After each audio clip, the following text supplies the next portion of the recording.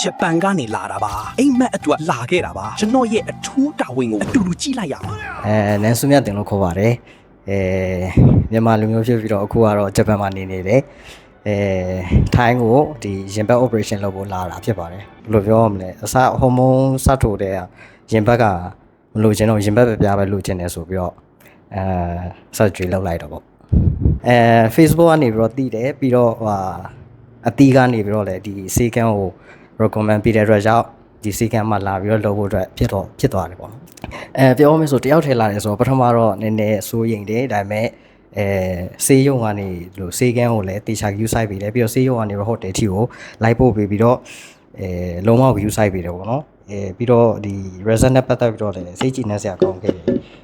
လူကျင်တဲ့အတိုင်းပဲထွက်တယ်ပြီးတော့အရန်လှတော့နော် result ကလှပြီးတော့အရန်လည်းဘ